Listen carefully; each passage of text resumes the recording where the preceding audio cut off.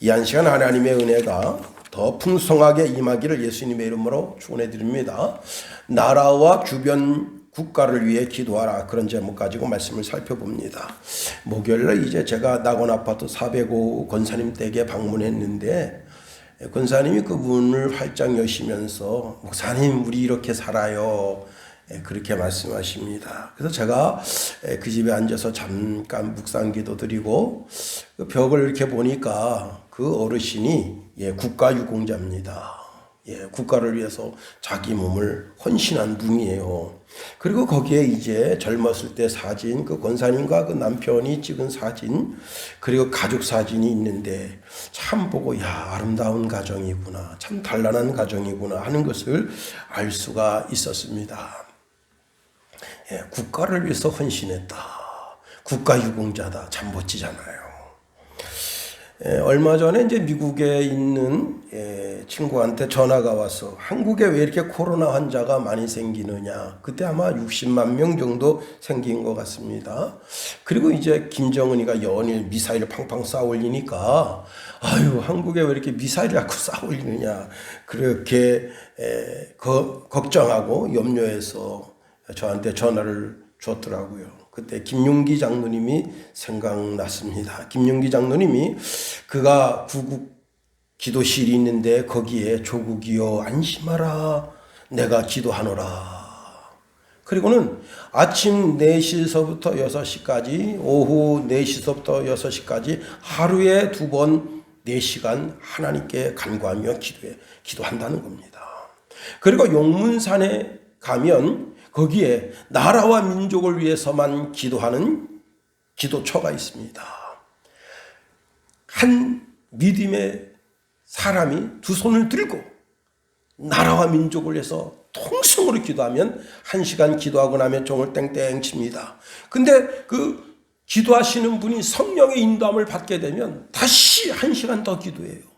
또 1시간 기도해서 제가 3시간 기도하는 분을 봤습니다. 그 뒤에 내가 거기 올라가서 제단에 올라가서 기도하겠습니다 라고 이렇게 사인한 분들이 쭉 기다리고 같이 기도하죠. 제단 밑에서. 그리고 그분은 나라와 민족을 위해서 24시간 나라와 민족을 위해서 기도합니다. 그 기도가 끊기지 않고 계속해서 아니, 대한민국의 모든 교회에서 나라와 민족을 위해서 수많은 믿음의 사람들이 기도하는 줄 믿습니다.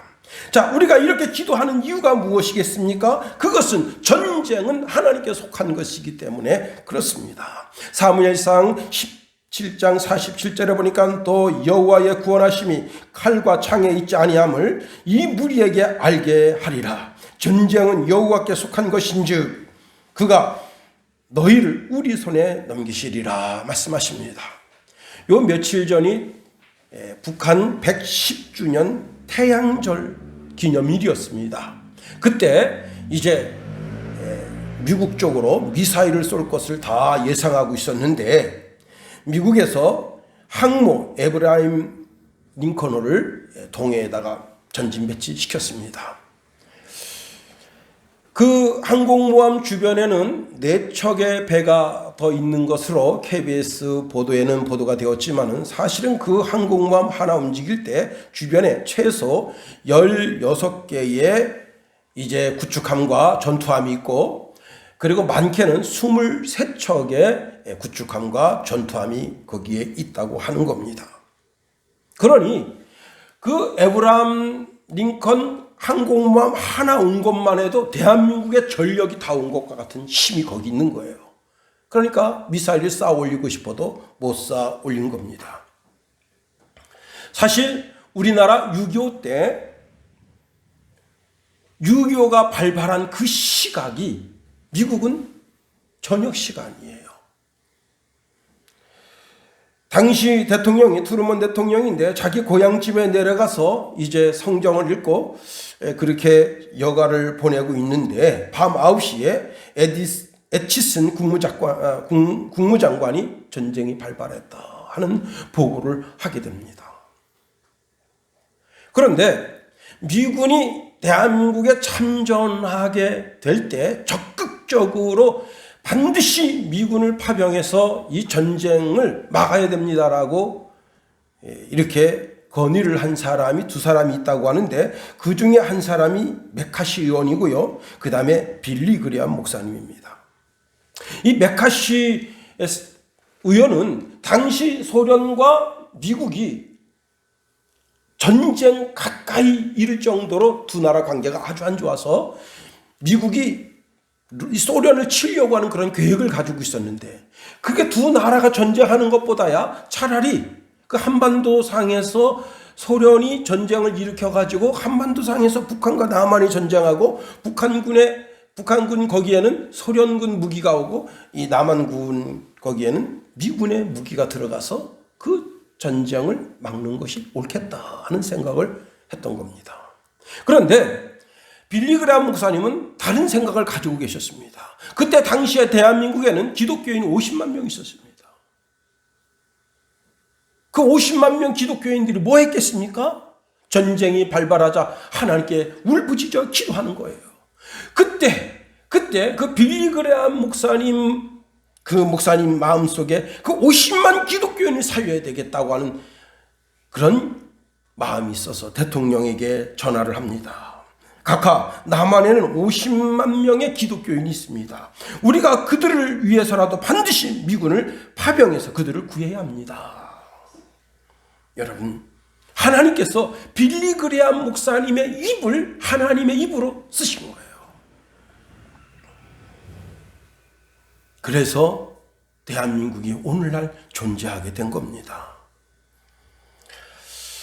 하나님은 하나님의 자녀 한 사람 한 사람 다 기억하시고, 그 하나님의 자녀가 불심판 받는 데 있는 것을 원치 아니하십니다. 아브라함의 조카 롯이 소돔성에 살고 있습니다. 그래서 하나님의 천사를 보내서 그 성을 불로 심판할 때에 롯 가정이 그 성에 있으니까 그 성을 심판하지 못하는 거예요. 그래서 그 성에서 강제로 빼내시는 거예요. 그리고 그 성을 불로 심판하시는 겁니다. 하나님의 허락하심이 없이는 그 누구도 대한민국을 침몰할 수가 없는 거예요. 그러니 우리가 더 경건하게 살아야 되는 겁니다. 만일 우리가 소돔 고모라 성 사람들처럼 하나님의 심판을 스스로 불러 일으킬 정도로 그렇게 악하게 살면, 하나님은 우리의 악을 제하시기 위해서 반드시 이웃 나라를 부추깁니다.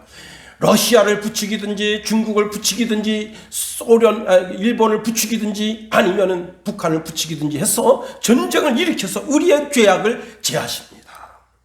그러니 우리 속 사람은 하나님의 거룩함을 닮아 늘 거룩하고, 우리의 겉사람은 늘 점도 흠도 티도 없는 그런 성결한 삶을 살려고 몸부림쳐야 되는 거예요.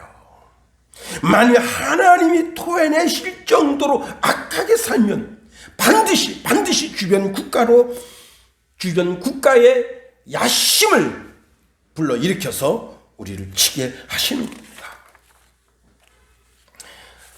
이스라엘은 하나님만 섬기겠다고 입술로는 번드르하게 하나님께 고백을 드립니다. 그런데 그 예루살렘 성전 안에도 우상이 있고요. 제사장들조차도 정신머리가 나가 온전한 정신으로 하나님을 섬기지 않고 음탕한 짓을 하고, 그리고는 바알신과 아세라신이 버젓이 세워져 있고, 그런 것을 책망하고 그런 제단을 헐어야 될 그런 제사장들이 정신 차리지 못하고 어리석게 서 있습니다. 그러니 하나님께서 그것을 보시고 이스라엘이, 유다 백성이 너무 역겨워서 토하고 싶어 하시는 거예요. 토하고 싶어. 그들이 천천만만의 양을 갖다가 제단에다가 번제로 하나님 앞에 올려드리는데, 하나님께서 천천만만의 양을 가져온들 나는 그것을 기뻐하지 아니하신다고 말씀하시는 거예요. 하나님이 절대 참으실 수 없는 죄일의 악이 우상입니다. 그래서 출애굽기에 보면은 우상 숭배에 대해서 아주 강력하게 말씀하십니다. 출애굽기 20장 3절 6절 말씀해 보니까 너는 나 외에 다른 신들을 내게 주지 말라.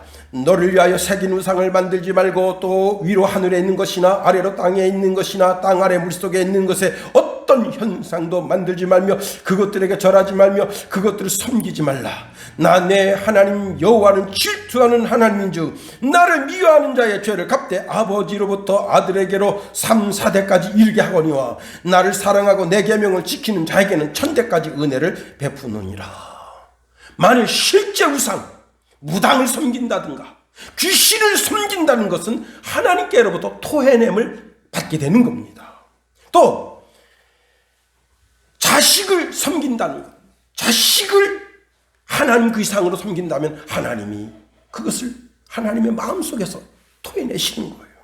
돈을 하나님 이상으로 사랑한다면 그것은 하나님께로부터 토해냄을 받는 그런 어리석은 인생이 되는 겁니다. 사실 이스라엘 유다 백성은 하나님 눈에 넣어도 안 아플 그런 백성이에요.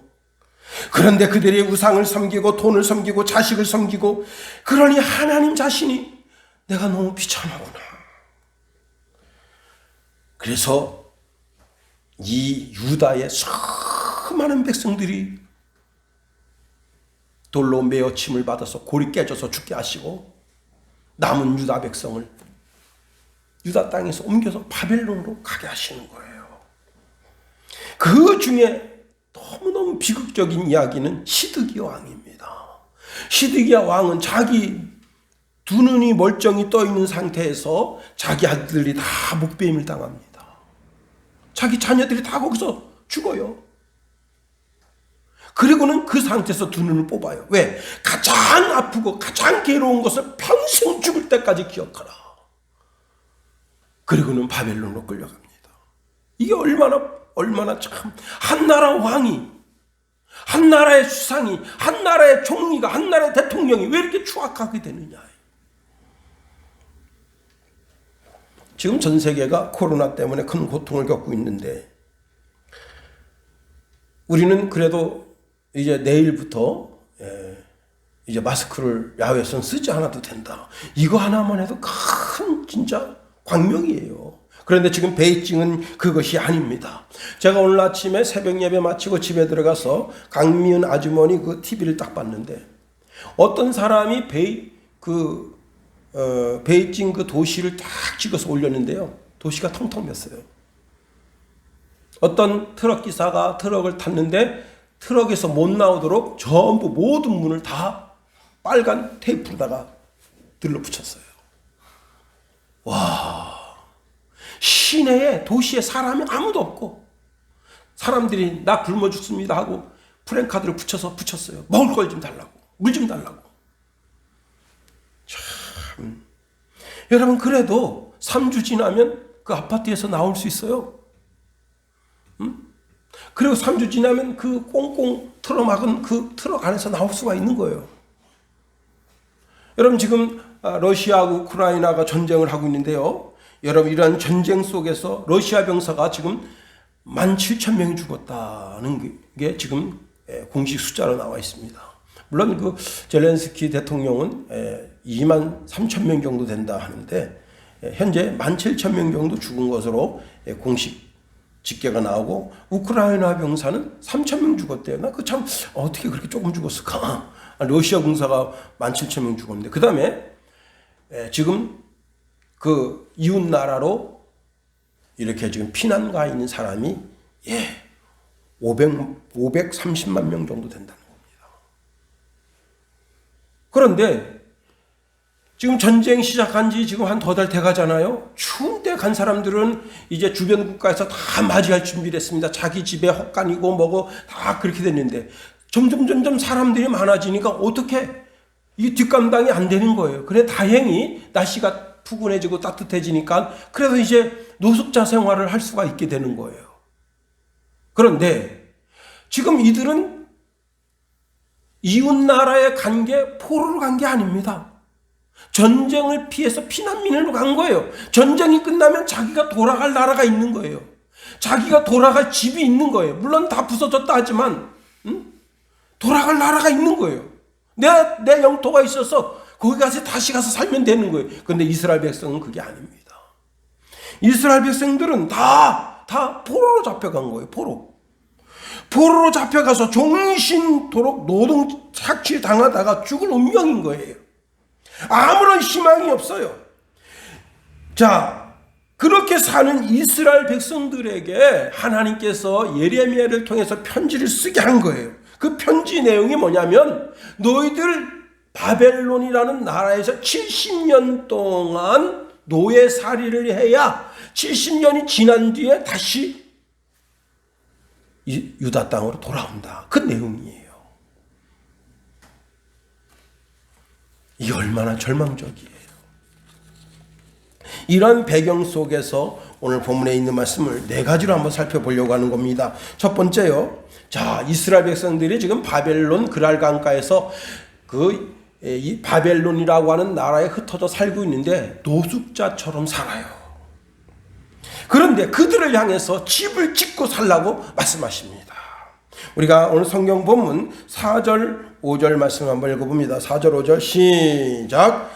만군의 여호와 이스라엘의 하나님께서 예루살렘에서 바벨론으로 사로잡혀 가게 한 모든 포로에게 이와 같이 말씀하시느니라. 너희는 집을 짓고 거기에 살며 텃밭을 만들고 그 열매를 먹으라. 아멘. 자, 여기 말씀에 5절 상반절에 보니까 너희는 집을 짓고 거기에 살며 라고 말씀하고 있습니다. 당시 그 포로들 가운데에는 선지자들이 있어요. 또 꿈꾸는 자들이 있습니다. 그들은 뭐라고 말하는가 하면, 우리가 지금 바벨론 나라에 포로로 잡혀왔는데 이거는 2년 정도 지나면 다시 하나님께서 우리를 유다 땅으로 돌아가게 하시니까 2년 동안 그냥저냥 살자. 뭐 집 짓고 사느냐, 그냥 대충 아무 데나 저밖에 살다가 2년 지나면 하나님이 돌아가게 하실 테니까 그렇게 살자 하고 그 이스라엘 유다 백성들을 현혹한 겁니다. 그때 이 예레미야가 그들에게 말합니다. 8절에서 10절 말씀해 보니까 만군의 여호와 이스라엘의 하나님께서 이와 같이 말씀하시노라. 너희 중에 있는 선지자들에게와 점장이에게 미혹되지 말며 너희가 꿈도 고지 듣고 믿지 말라. 내가 그들을 보내지 아니하였어도 그들이 내 이름으로 거짓을 예언함이라. 여호와의 말씀이니라. 여호와께서 이와 같이 말씀하시느니라. 바벨론에서 70년이 차면 내가 너희를 돌보고 나의 선한 말을 너희에게 성취하여 너희를 이곳으로 돌아오게 하리라. 이게 하나님의 계획이에요. 70년이 차야만 바벨론에서 유다 땅으로 옮겨가겠다 하는 겁니다. 자, 이미 여러 거짓 선지자들이 이구동성으로 2년만 견디면 됩니다. 2년만 견디면 됩니다. 그러니 헌금생활 열심히 하시오. 나 먹고 살 수 있도록 하고는 그들이 그냥 어렵게 유다 땅에서 가져온 금은보와 폐물이나 챙기려고 하는 사악한 이리때가 거기에 있었던 거예요.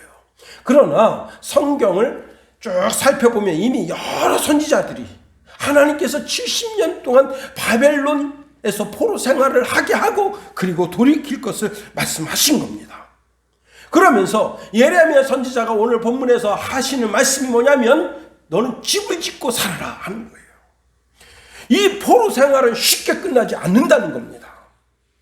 여러분, 사람이요 노숙자 생활 3일 정도만 살면 자기 자존감이 그냥 무너집니다. 제가 전도사 때 이제 우리 큰 누님이 그때 당시에는 옷 장사를 했어요. 그래서 서울 명동에 있는 큰 이제 의류 상가에서 옷을 떼다가 시골 사람들이 그때 막 양복을 입을 때니까 양복을 이렇게 아주 유명한 양복이 로가디스, 그 양복 탁 하면 사람들이 멋있잖아요. 탁 해서 파는데 하루는 전화가 왔어요. 아유, 우리 김 전사님, 내가 오늘 옷 띠러 올라가는데 그 옷 가방 좀 들어주세요. 그래서 어느 명동에 가면 어떤 그 다방인데 그 다방으로 오시면 저를 만날 수 있습니다. 그래서 제가 거기 갔어요. 근데 약속하기를 11시 반쯤 오신다 해가지고 제가 가다 보니까 거기 10시 반이 된 거예요. 그래서 1시간 동안 그 다방에서 커피 한 잔 쫄짝쫄짝 마시면서 기다리는데 11시 반이 되는데 안 오시는 거예요. 30분 더 기다려서 12시가 다 돼갑니다. 그래도 안 오시는 거예요. 근데 계속 있을 수가 없어. 왜? 계속 사람들이 거기 들어오는 거예요. 그 다방에.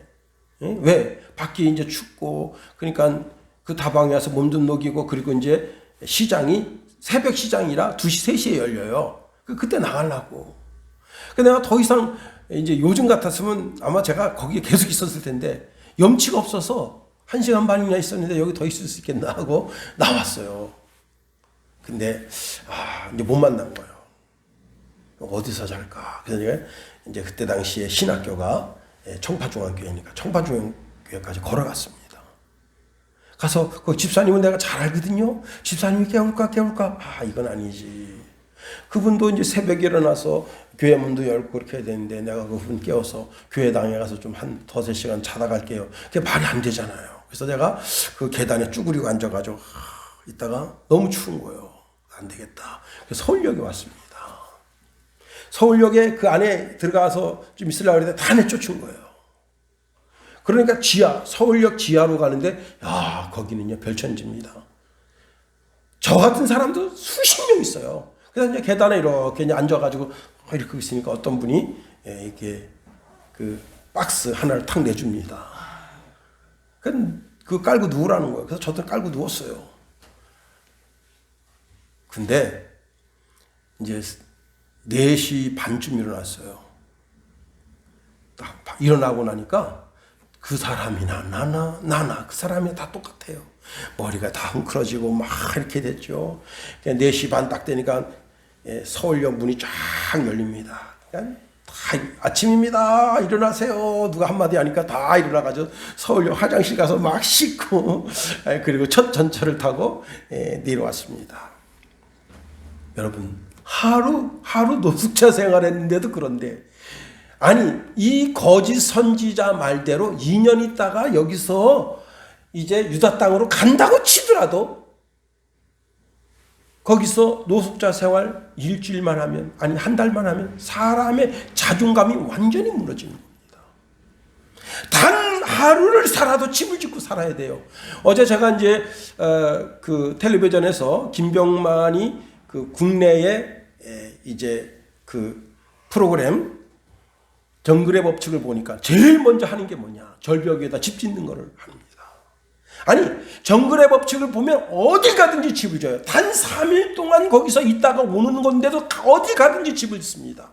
집을 짓고 바람을 맞고 비를 맞고 눈을 맞고 또는 이제 북극에 가는데 북극에다 거기에 가서 이글루를 짓고 그리고 거기서 살아요. 어딜 가든지 먼저 하는 게 집을 짓는 거예요. 그렇습니다.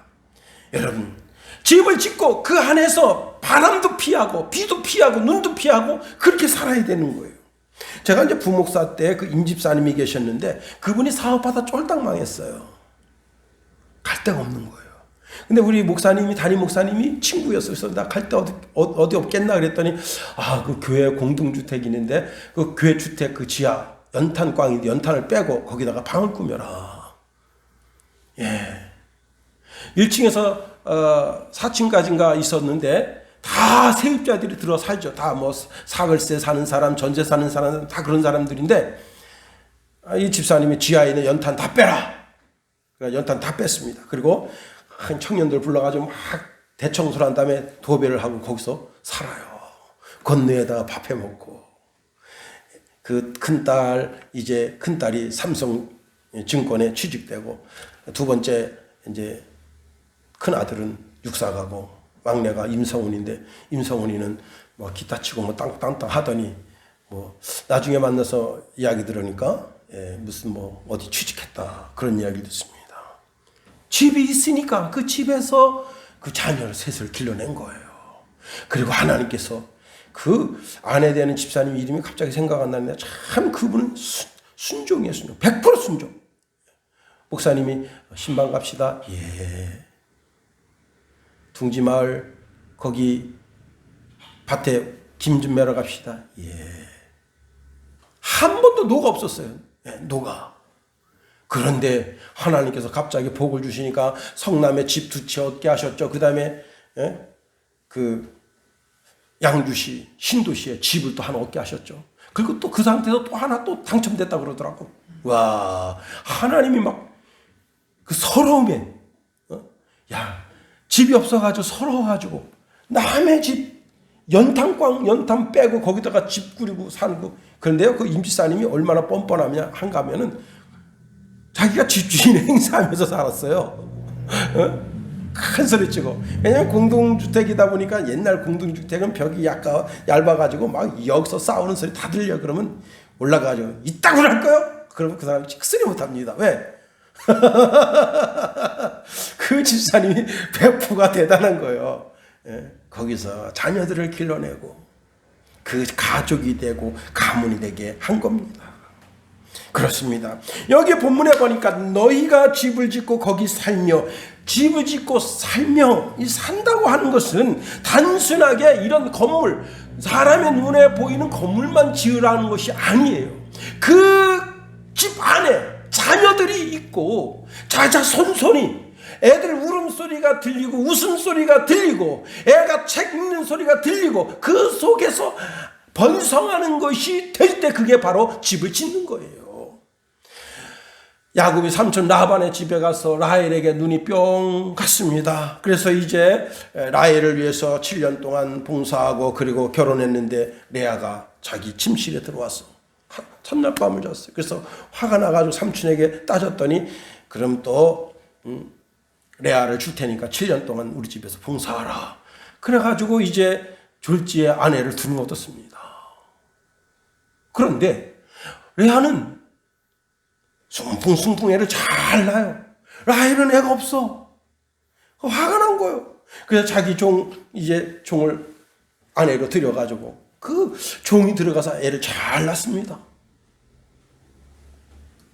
그런데 아무리 종이 애를 낳은들 종의 품에 있지 자기 품에는 없어요. 그러니까 화가 난 거예요. 그래가지고 야곱을 쫓아가가지고 머리를 막 끄덕이면서 나로 애를 낳게 하시오. 나를 애를 낳게 하시니까 아유 참 내가 하나님 대신하리까?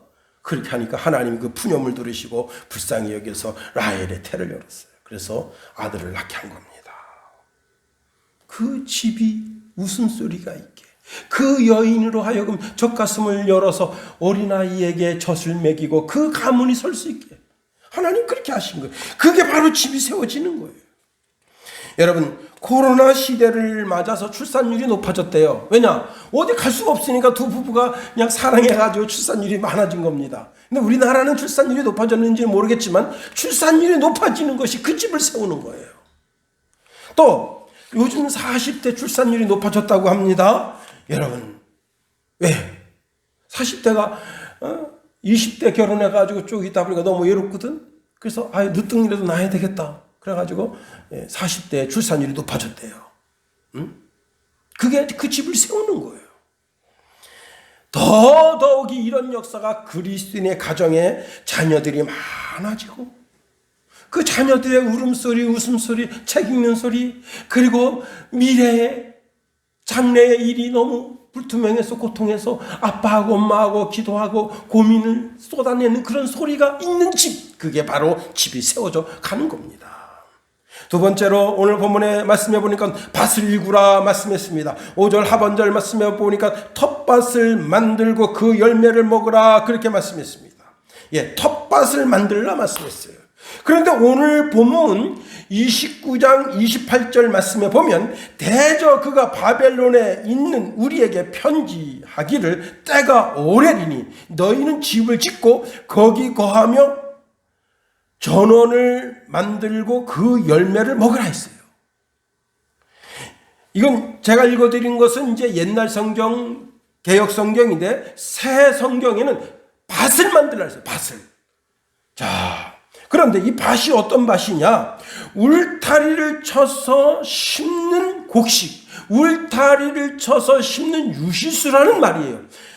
오늘 본문 5절의 텃밭이라고 하는 단어와 28절에 나온 이 전원 밭이라고 하는 단어가 똑같은 단어인데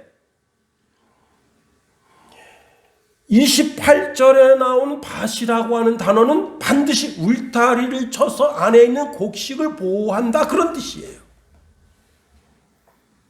그런데 보통의 경우 누가 논에다가 벼를 심었는데 울타리를 치는 사람 누가 있어요? 밭에다가 옥수수를 심었는데 울타리 치는 사람 누가 있습니까? 우리 아버님은 있어요. 우리 아버님은 그냥 노루가 달겨든다 그래서 울타리를 치는데, 보통의 경우 울타리를 쳤다고 하는 것은 유실수로 심었다는 거예요. 사과, 배, 포도, 감, 그리고 이제 이 이스라엘 사람들 같으면 무화과, 이런 것을 심을 때 울타리를 친다는 거예요. 울타리. 근데 여러분, 이런 유실수는, 과일은 먹어도 그만 안 먹어도 그만이에요. 그러나 밀가루는 반드시 먹어야 돼. 쌀은 반드시 먹어야 돼. 왜? 이것은 생명과 연관이 있는 거거든. 그러나 유실수라고 하는 것은, 이것은 내가 먹어도 되지만 이것을 잘 따가지고 팔아서 경제적인 이득을 남기는 거예요. 그러니까 5절 하반절에 있는 말씀에 의하면 텃밭을 만들어서 텃밭에서 나는 모든 채소를 먹고 그 다음에 그렇게 해서 가정의 식탁을 융성하게 하지만, 28절 말씀에 의하면은 그 바벨론 나라에서 그 척박한 땅을 개간해서 거기에 유실수를 심는다는 거예요. 배나무도 심고 사과나무도 심고 포도나무도 심고 그 다음에 무화과나무도 심어서 그 유실수를 팔아서 부를 축적하는 삶을 살라는 거예요. 여러분이 생각하고 계획하고 하나님 앞에 읊조리며 기도하는 그 모든 기도 제목에 하나님께서 부어주시는 부의 축적의 복이 있기를 예수님의 이름으로 축원해 드립니다. 우리 산업이 경제적인 부를 축적할 수 있어야 되는 거예요. 우리나라가 여러분 경제적으로 이렇게 일어나게 되니까, 경제적으로 흥황하게 되니까, 부자 나라가 되니까 아프리카 알제리의 씨감자를 한 3년 대주다가 이렇게 해서는 안 되겠다. 그래서 차라리 그 알제리 나라에 가서 거기서 밀실로 감자 씨를 만드는 공장을 만들어서 거기서 감자 씨를 만들어서 주니까 알제리가 메드 인 코리아. 우리는 한국밖에 없다. 일본도 거기서 이윤을 빼먹으려고 그렇게 그 다음에 서방 나라들이 다 그 알제리에서 이윤만 빼먹으려고 그러는데 우리나라는 거기서, 여러분 그 알제리가 전부 씨감자를 다 프랑스에서 네덜란드에서 막 다 수입을 해왔는데, 이제 자기네 나라가 씨감자를 만드니까 얼마나 행복합니까? 그것뿐입니까? 여러분, 아프리카 세네갈에 우리나라 통일벼를 수출해서 그냥 광활한 데다가 물을 대가지고 곡식을, 그래서 제가 또 어제 설교 준비하면서 유튜브를 또 봤잖아요.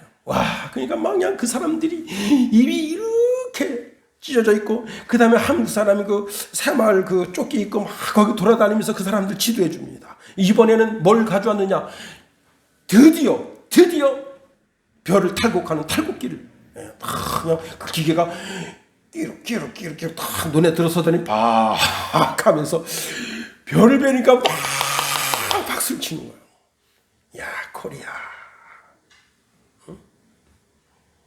몽골의 그린랜드 조림 사업을 우리가 20년 넘게 하고 있는데, 수많은 나라들이 거기에 나무 심는 척하고 돈 빼먹고 그리고 다, 특히 일본은 아주 얄미롭게 결국은 손 뗐는데 우리나라는 올해도 나무를 심으러 간다.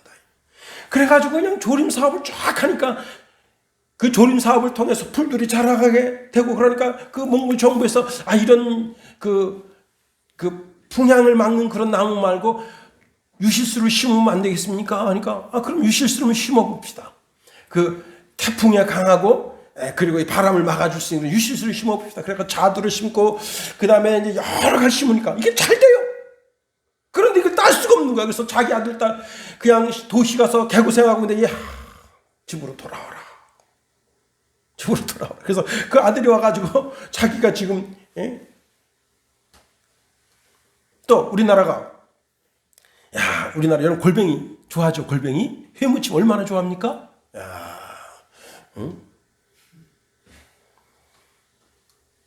그런데 전 세계적으로 골뱅이를 먹는 나라가 우리나라밖에 없대요.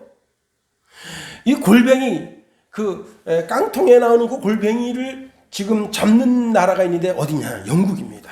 영국 그 어부들이 버는 게 1년에 버는 게 많이 벌어야 2천 3천 벌어요. 그리고 그 가난해서 헤어나올 수가 없어. 여러분 2천 3천 벌어가지고 그 아들 딸들이 다 그냥 집을 떠나버립니다. 아버지나 혼자 그거 업하세요. 나는 도시 가서 돈 벌게요. 그러니 여러분 아무 기술 없는 놈이 도시 가보세요. 아무것도 안 돼.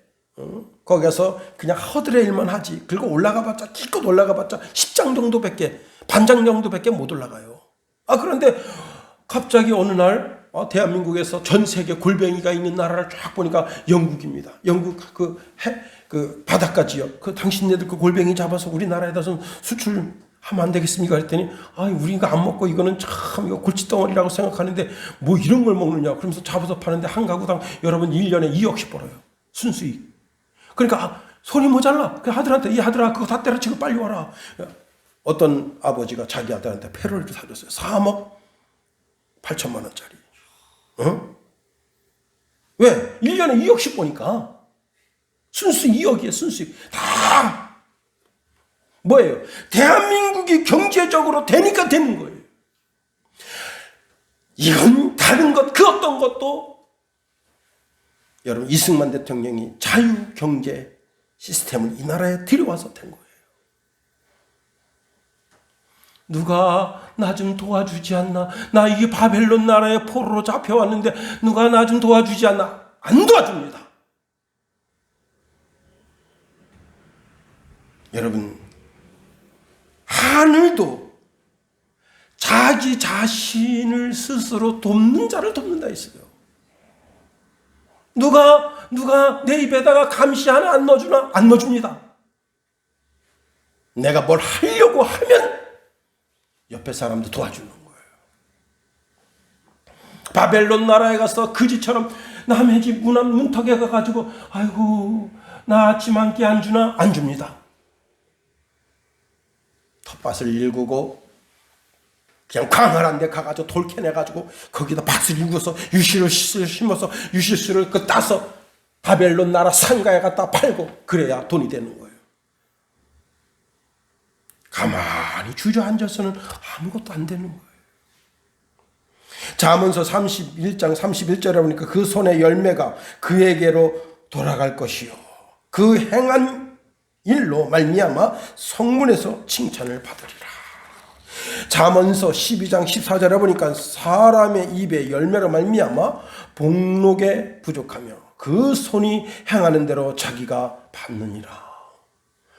한 젊은이가 자기 아버님이 워낙 무식해요. 아는 게 하나도 없어. 난 놓고 기억자도 몰라. 그럼 무식자여가지고 뭘 했느냐.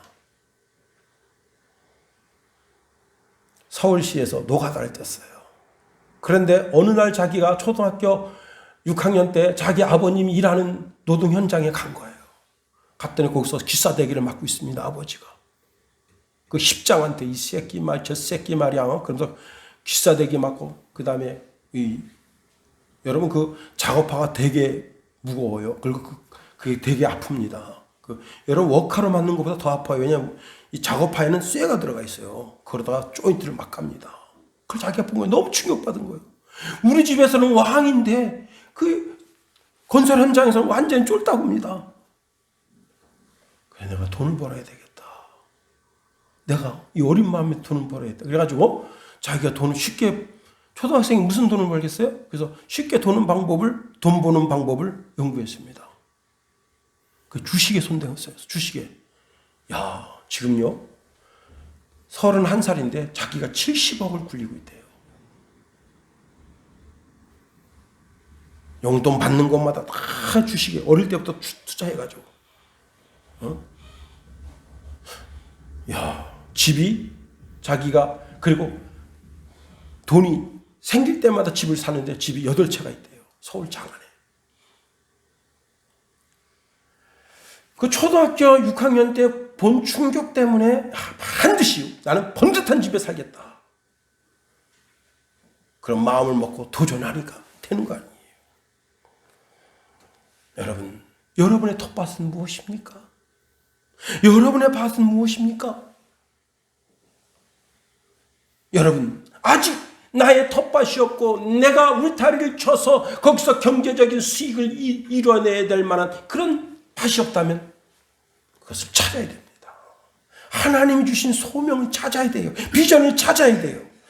시편 128편 2절에 보니까 내가 내 손이 수고한 대로 먹을 것이라 내가 복되고 형통하리라 말씀하십니다. 그렇습니다. 여러분이 하나님 은혜 가운데 하나님께서 그 손이 수고한 대로 채워주신다 하는 겁니다.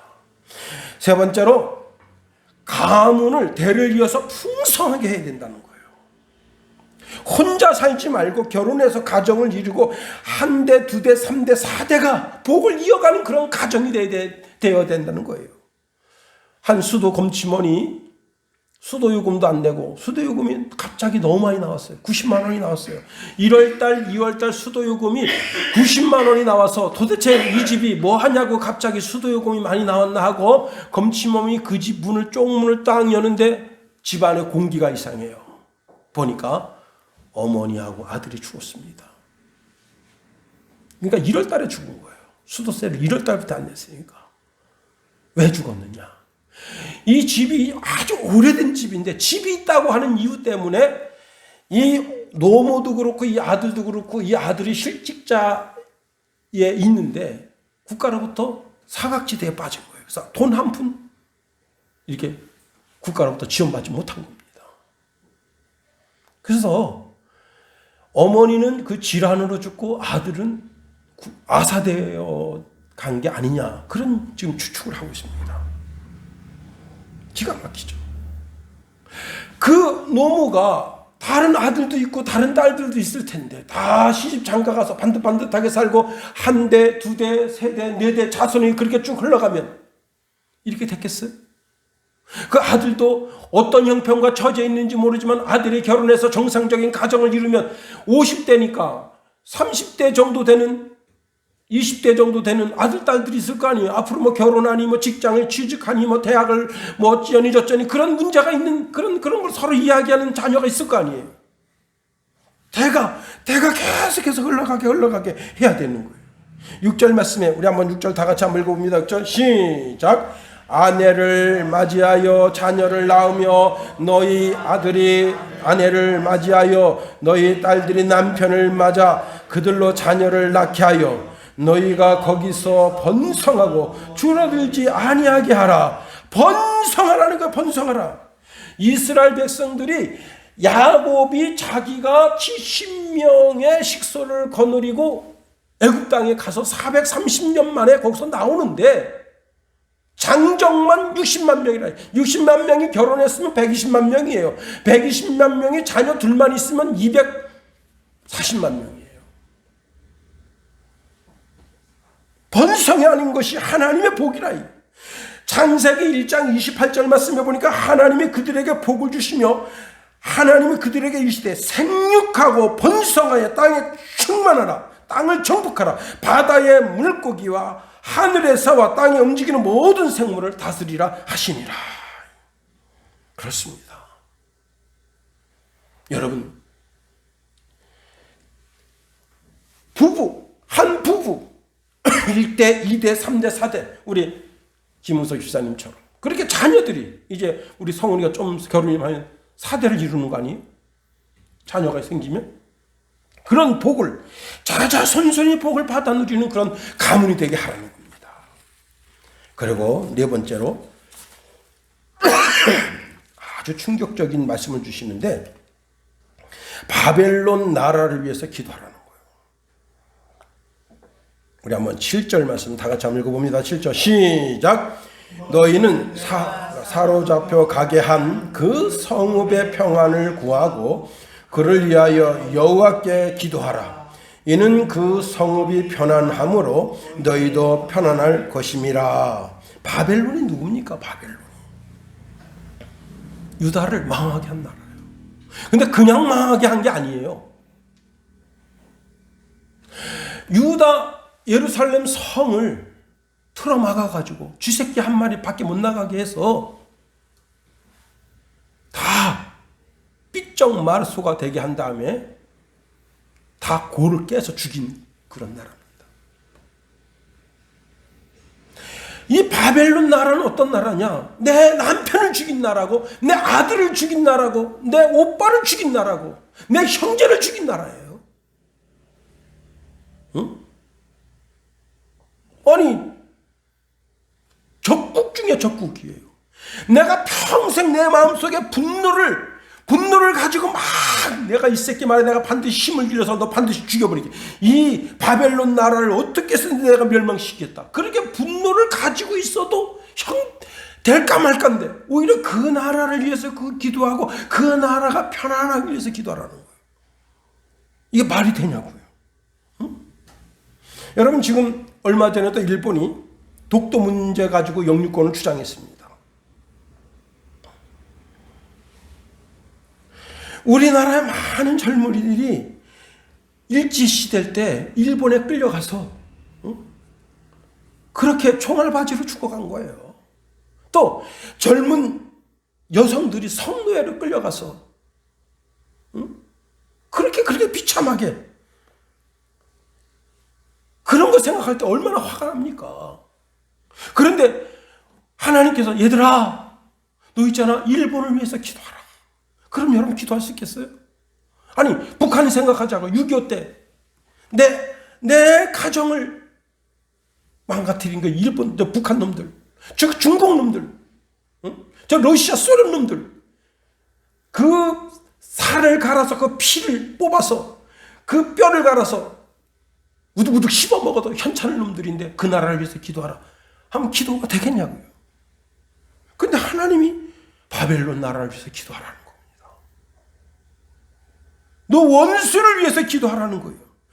우리는 일본을 위해서 기도해야 되는 겁니다. 일본 정치인들이 독도가 한국 땅인 것을 알아요.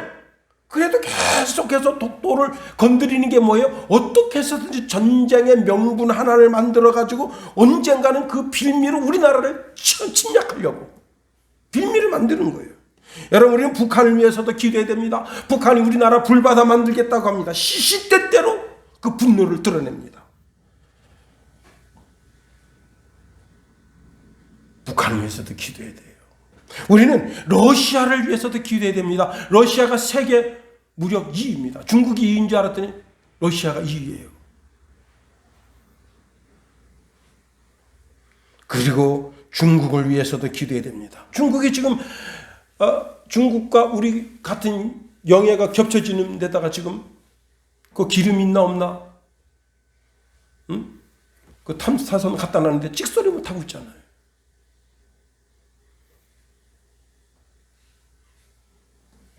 여러분, 이번 우크라이나와 러시아 전쟁을 통해서 수많은 건물이 무너졌는데요. 이 무너진 건물, 그 다음에 부대 시설 이런 걸 다 회복하는데 얼마 돈이 들어가느냐? 야, 기가 막힙니다. 269조가 들어간대. 269조.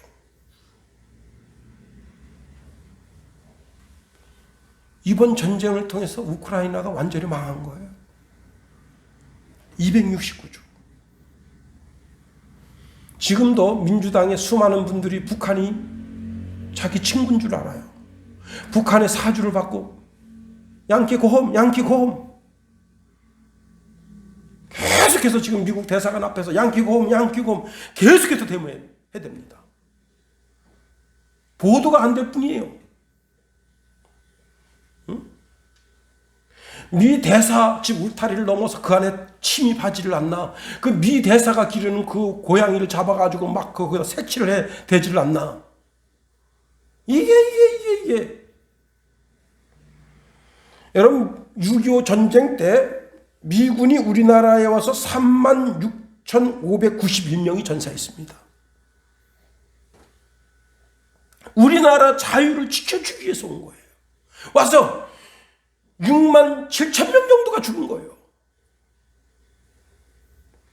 자, 우크라이나는 그때 당시 러시아에 소련이 있었어요. 그래서 우리나라에다가